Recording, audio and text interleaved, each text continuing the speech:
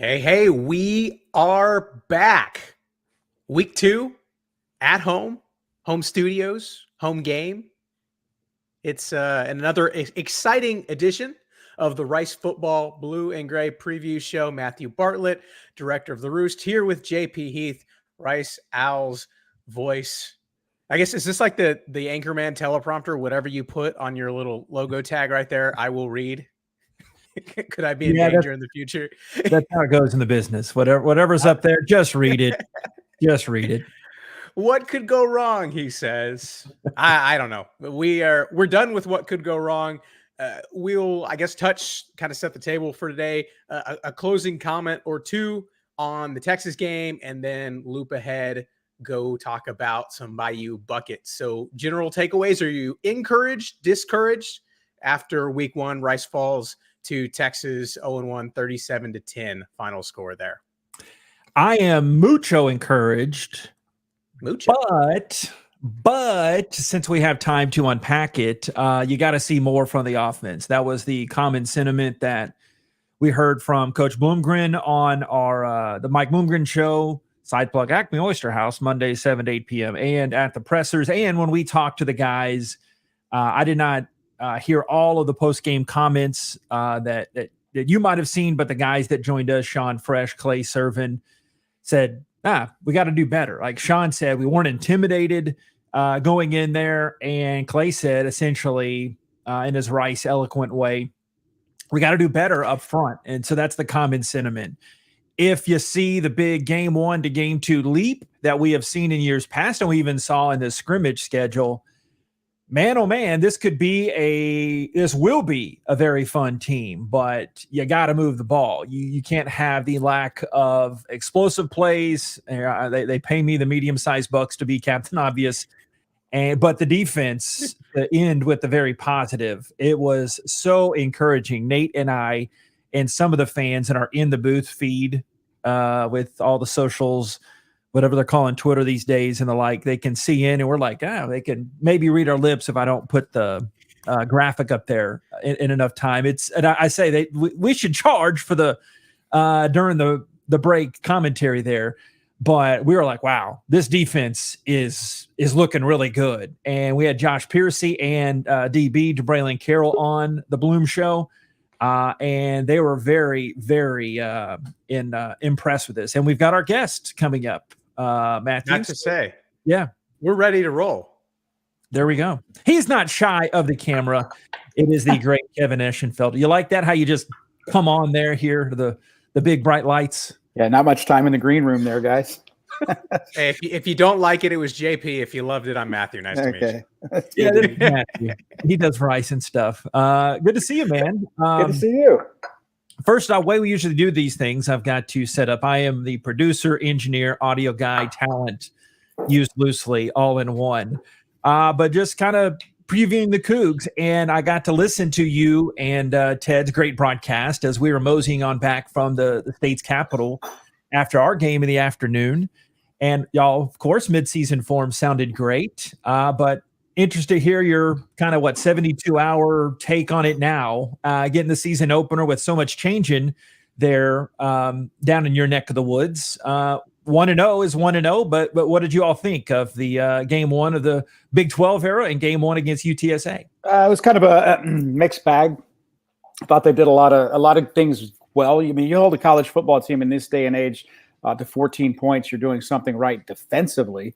Offensively, they just seem like they're a little behind right now, being able to having so many different different pieces to the puzzle being new. The offensive line, I thought, did a really nice job. Donovan Smith, it's the first day in the offense. You get a win, you go on down the road, and you look at some film, and things get better. The running game is going to have to get better. But all in all, man, I have so much respect for UTSA as a football program. That that's one of those where you don't know until you know. But that's a really good football program and a really good football team. And you come away with the win, you take it every day. But it was a mixed bag. It's going to take them a little time to get going, I think. They dressed 42 players that were not on the roster a year ago. So that's this day and age of college football, and you got to learn to live with it and hope you can grow together really, really quick.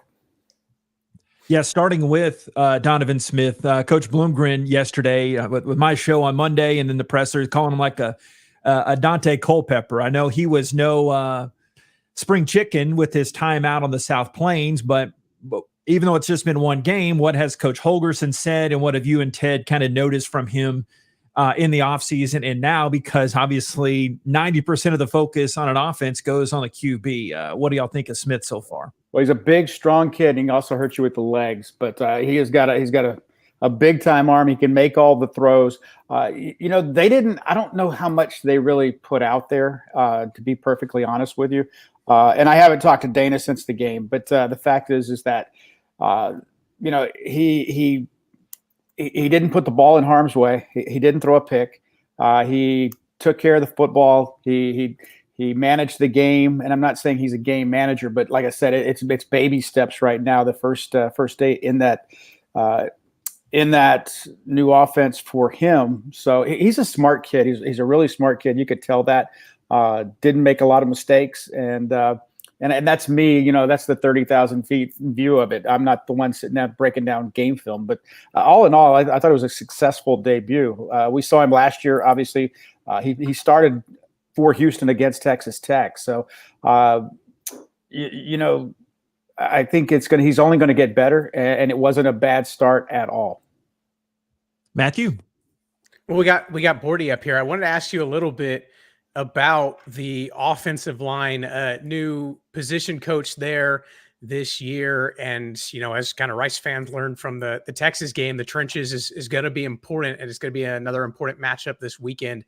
Kind of what do you see against that UTSA front, and kind of how do you kind of feel like they'll be able to gel moving forward? So running the ball was not something that went well for the most part on Saturday. Yeah, I think they'll gel because they've been together for a while. These are all guys that if they were not regular starters a year ago, got starts. Jack Freeman seems like he's been around forever as far as the center. Tyler Johnson is a transfer out of University of Texas. Tank Jenkins, transfer from Texas A&M. Unije on the right side, and Patrick Paul is just a stud on the left side. Those guys, they didn't run the football very well, but like I said, I think it's that work in progress type mentality that, and I don't want to take anything away from last time I checked, the guys on the other side of the line of scrimmage were on scholarship too. So, but I think they're going to be. I think it's a very solid front five as far as the offense is concerned. How about Manjack? I was listening to most of the call on the way back, but Manjack listened to that touchdown call, and then he missed a lot of last year. But obviously, what Golden's done in the past, and this is just kind of the order. Don't expect this is kind of work in progress here, Esh. But Manjack's great, and what kind of problems is the Cougars receiving corps going to pose against Rice or any other opponent that they face this year? First practice I went to this summer, I saw Joseph Manjack, and like you said, JP, he was hurt. He broke his hand, I think, in week 2. It may have been in the Rice game, that he broke his hand and he was out. He didn't come back until the bowl game. And he's a kid. Let's face it. He started his career at USC from Tomball High School. You don't have a little bit of talent if those guys out there are looking at you. And he played his freshman year there, but I think Joseph Manjack is a guy that could be a star. He's really that good. He's very sure-handed. He's fast. Matthew Golden, preseason first team All Big 12, I believe, as a wide receiver. he was a guy among freshmen last year. I think he led the country in explosive plays as far as freshman receivers are concerned. He was highly recruited, and the guys to keep an eye on too. I thought Sam Brown was outstanding. I mean, I thought he may have been their best receiver on that day. At least, you got to think about it too. What was UTSA giving them? Maybe they were paying more attention to Manjack and Golden and leaving Brown, a little bit looser coverage. I don't know, but Sam Brown made some big plays. Boogie John, or his name, they call him Boogie. Stephon Johnson is another guy too at that receiver spot. I think he's a guy that they really, really like. A guy that Oklahoma State played at Mansfield in high school. Also played a little bit here in the city of Houston as well. But he's another guy they like. And Joshua Cobbs is that kind of a veteran presence transfer out of Wyoming. I want to skip over a little bit, talk about the defense. I know this week Malik Fleming made headlines. Bloomgren talked about him a lot in his press conference. But, in today's transfer portal era, it seems like you're bringing in a handful of new guys at least every year. Getting them to pop and play week 1, week 2 is the trick. What have you kind of seen as Houston's kind of rebuilt almost the defense this offseason, brought in a couple guys? And do you think, maybe 14 points a game might not be sustainable, but do you think they have kind of discovered something that we could see real improvement on that side of the ball? I do. And you mentioned Malik Fleming in regard to, I would go to practices and kind of stand there with Dana or head coach Dana Holgerson or other guys there and just have them tell me about different players. And they're like, Malik Fleming he's a guy at East Carolina a year ago. He was one of the best defensive players in the American Conference. And Dana told me that after the game at ECU, he said he shook Malik Fleming's hand at midfield, and Malik Fleming said, "I noticed you kept Tank on the other side of me. You didn't put Tank on my side. Wherever I was, he went the other way all game long."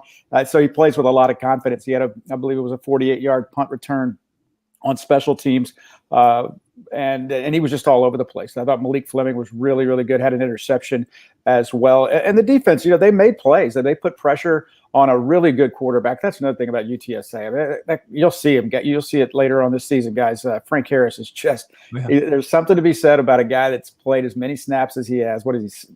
I think he's in his 14th year or something like that at UTSA, or at least it feels like it. I don't know how people felt with Clayton Tune a year ago, but he's a guy in college football, that quarterback that just can make plays when everything breaks down and everybody else's hair is on fire. A guy that can, get you 11 on third down and 10, and then he's that guy. So that is defensively, that's what made it even more impressive to me, was that they were able to keep them to 14 points with a guy like Frank Harris that I just think is a really good college football player running the show.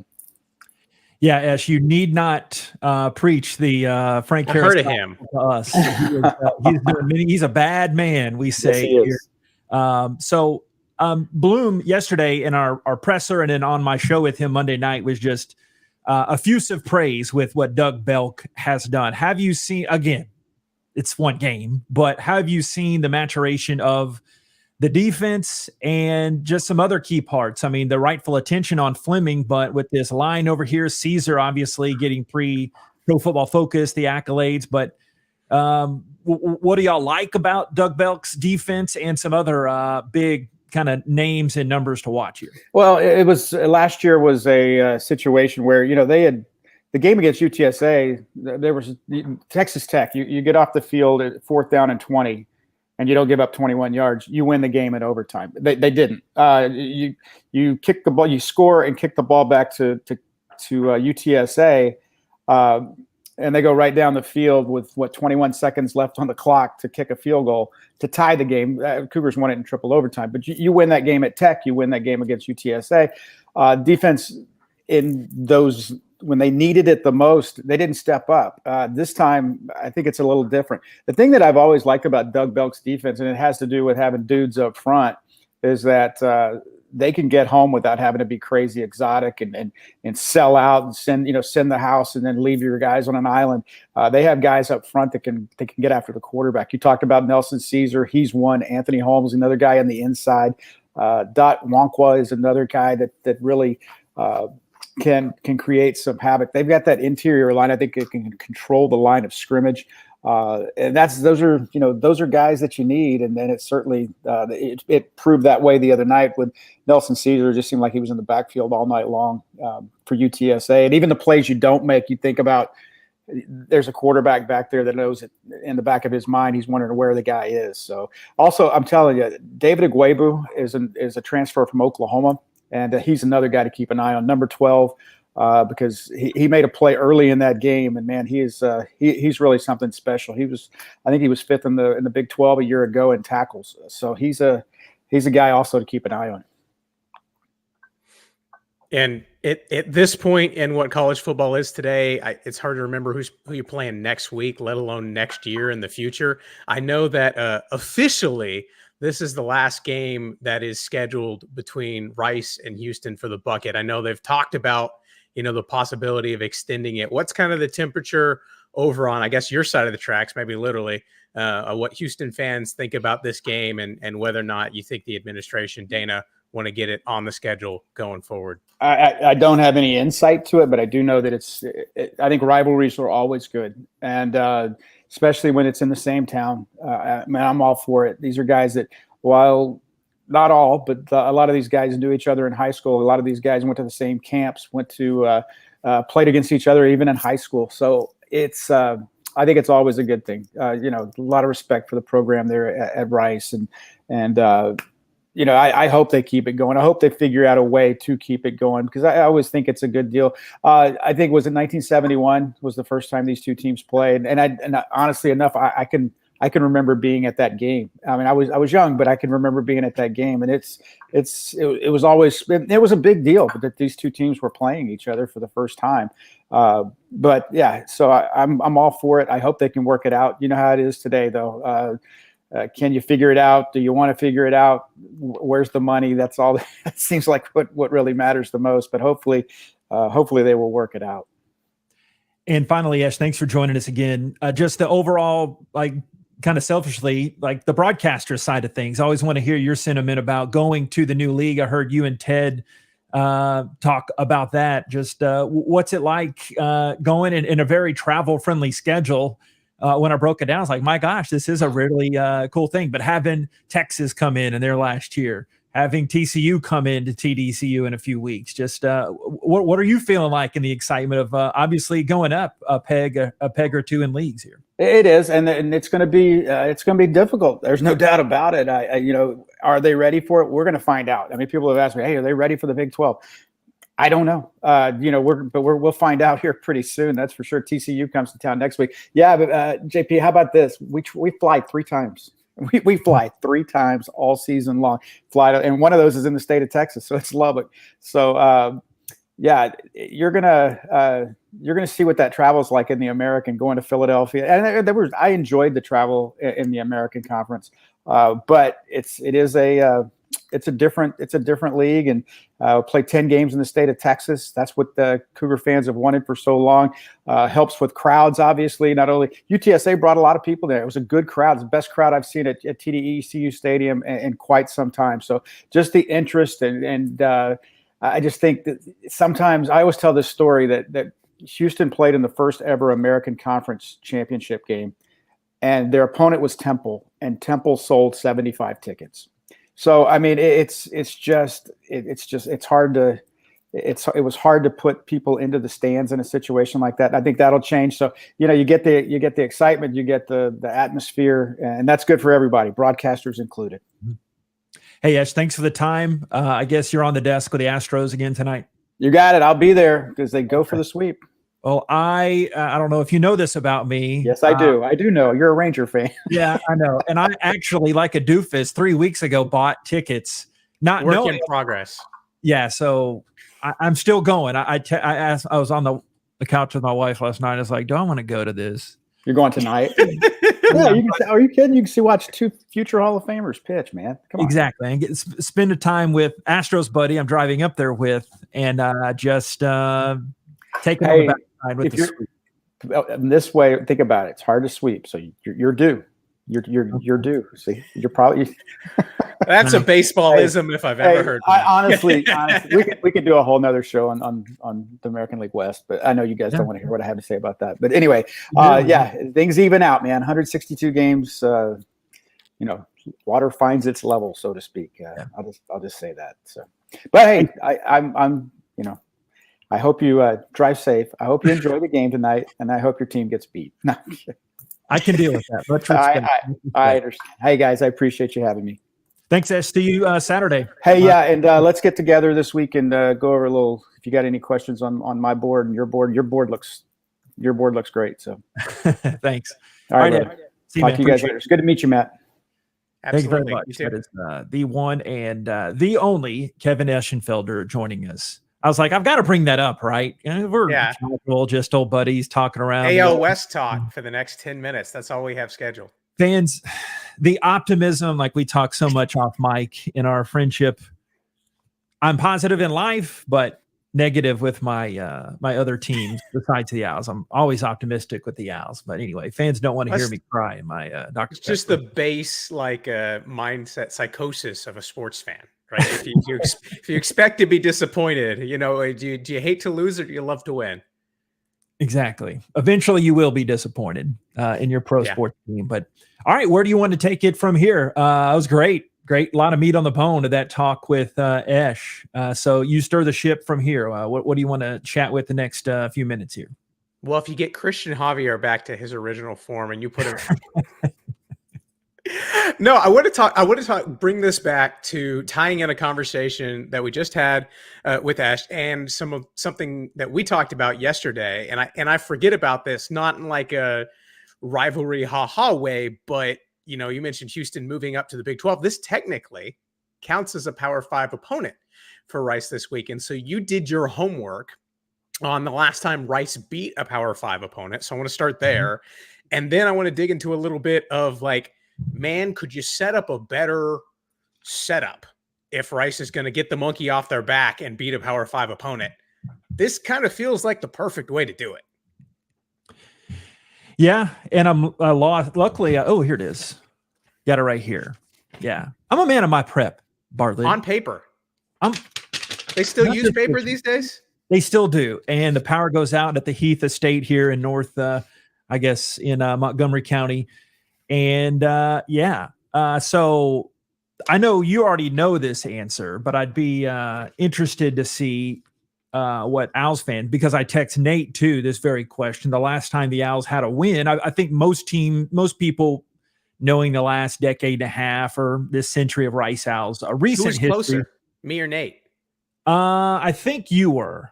I forget his test, but yes. But I was wondering about the last win against a Power 5 team. And for those that don't know, that was September 14th of 2013. I remember calling that one. It was at home against Kansas. The first game against Kansas the previous year was my first year of broadcasting. And that was won by a walk-off 43, 46-yard, time is a myth, field goal by Chris Boswell, now a long-time big-timer with the Steelers, of course. Yeah, he's still okay. But then the next year, Rice beat those Jayhawks 23-14. Ironically about this list is, while the Cougars weren't a Power 5 team at the time, they played, and I'd be interested to hear you have any memories of this game. We're not going to break down all the games in the streak coming up, but the next game after Kansas, they played the Cougars at it wasn't all the way capacity, but it was a very packed out at the time, Reliant, now NRG. And they lost to the Cougars 31-26. That was a really weird game. Do you know the big moment? Is this the Case Keenum? Am I going back? No, this would have been a Greg Ward start, I do believe. I don't have the box score. I didn't go that deep into it yet. But there was a big viral place. And unfair by me, because I didn't give you any warning even to think about it. But at the very end of the game, I am a man of culture who knows viral moments. So yes. You're known as that on the streets there, in the main streets where you live. But if you remember, that was the viral moment where Chris Boswell did the little behind the back kick, onside kick. And we had a guy named Paul Porras that recovered that. And Taylor McClarg was the QB. This was Rice's conference championship year 10 years ago that we're commemorating with the Huddle Up reunion Friday night and coming up. But a lot of things looking back, but it has been 17 games against Power 5 opposition that the Owls have fallen short to those Power 5 opposition. And out of all those, do you know which the Owls had the most points against which Power 5 team? I believe it was Wake. Yeah, I didn't write that other Wake. Did I miss I guess I did miss one. So it was actually 18 games. Yeah, I missed one Wake in there somewhere. So you might be right on that. Double Wake. I think they got three touchdowns. That would have been 2019. Yeah, the home Wake game, it was a 41-21 loss. But okay, look at me go. So yeah, 17, 18 games. Probably I'll do. That's why you always got to double the research. Fact check, man. But yeah, to back up what you said, I took more of the mic than I should have there, but it's been a long time. And yeah, like we were talking off mic, this on paper, newsflash, you don't win games on paper, but this would be a good chance for the Owls to get off the schneid against Power 5 teams. Yeah, and it's been interesting. Rice has really struggled against Texas in their Power 5 matchups. And obviously you had the USC game last year where you had 3 pick sixes. You're just like, I don't even know what to do with that. But you look at the rest, it's been a mixed bag where Rice has been competitive in a lot of them, right? You go, that Wake game was close going into the third quarter. And then Kenneth Walker, true freshman, has like a 97-yard touchdown run or something like that. That right, yeah. Still stings. Sam Hartman, now the quarterback at Notre Dame, was the quarterback. Right, of course. Yeah. In that streak. That's crazy. That Baylor game, that was a finished as a one-score game. That was razor thin. You got the Arkansas game where Rice has, our working theory is if you have mere humans on the opposing defensive line, this is a roster that should be competitive. We think it's certainly, we believe, the most talented roster Rice has had in some time. So yeah, I think it's interesting. And then you circle it up. You have a quarterback making his, second start this season, relatively new to this scheme. You have a offensive line that really, I mean, you heard the call last week, struggled immensely against the UTSA defensive front, which is really good. And I'm not going to take anything away to that, but the Rice defensive front was able to give Texas some hard times. So man, it's just setting up well where you get a matchup you can win, you think, in the trenches. And then if JT Daniels is the JT Daniels that we hope JT Daniels is, and not the guy that, was running for his life on Saturday, it gets interesting, man. You win this, we'll say for now, the last game in the series. It's hopefully it continues, but you never know. It's always nice to get the last one that you can. And then it kind of sets you up for the run to have. I thought it was really interesting, and me stealing the mic from you stealing the mic, that I had the conversation I had with JT Daniels after the game. We're sitting right in the locker room, and he said, it sucks, man. Like, you come into Texas, you're so excited to have this opportunity. It sucks that you're not able to take advantage of it. He said, but it doesn't matter. Not like cast offishly nonchalant, but he's like, what we're playing for, like, we want to win a conference championship. Like, the first game in a non-conference game, it's great. It's really cool. We want to win. But what really matters, what we really want to play for, it's all for the taking. And as he kind of spins it forward to the task at hand, but I'm like, man, I start feeling really, really good about the American if you can beat one of the best outgoing American teams at home. Yeah, 100% with their hold on the rivalry that it's been for a long time. And something you said in there kind of just now hitting me. I'm a slow learner, but I speak when I get these great thoughts. What's Iron Skillet up SMU TCU? That was just announced a week or two ago. That's going away. You hope the Bayou Bucket does not go. This may surprise the throng of listeners and viewers in here. By the way, shout out Rice House Insider Podcast. This Blue and Gray preview goes on the pod after. So a lot of listeners as well too, but we're not privy to that info right now. So we don't know. And a lot of moving parts go into setting up. So when you ask that, sitting right next to me, you wedged in between me and our Richard Dean there, the Chronicle. And I was like, I do a pretty good job keeping track of the future series. But that hit me too. I was like, yeah, I guess we didn't know for sure. I think I remember hearing a couple years back, again, lots changed in 2 years, that it was going to get renewed. And like you heard Bloom's response, that's for official record because that was on the live YouTube stream. He even said, well, I don't know if that lines up with what I have. So hopefully it's just a matter of new administration for Rice coming in and getting things lined up. Cougars have obviously been busy with their transition to the Big 12. I'm just thinking out loud here. It's what I get paid the medium-sized bucks to do. So hopefully there's room on the schedule. Yeah, there's room, and hopefully it does, because you'd hate to see a rivalry like this go away. But there was that blurb or pocket of 4 or 5 years recently. I forget which exactly, where they didn't play, but they've gotten it going recently where they've played mostly every year since then. And because I'm selfish. I want to see good football, and I prefer not to travel very far to do it. So if I have to go 5 extra minutes down the road to TDECU, I can manage that. Mm-hmm. Don't ship me off to, I don't know, Timbuktu. Unless we go back to Hawaii, I'd do that again. I think there's an actual Timbuktu in there. Yeah. These are geography. We'll open up the show with that next week.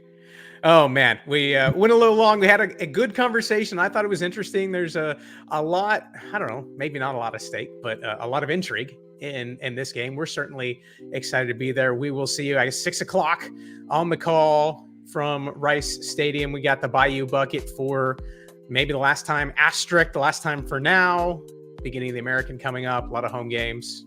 Excited, man. Football season rolls on. We will see everybody next week. Rice Fight never dies. This graphic here. Have a good one.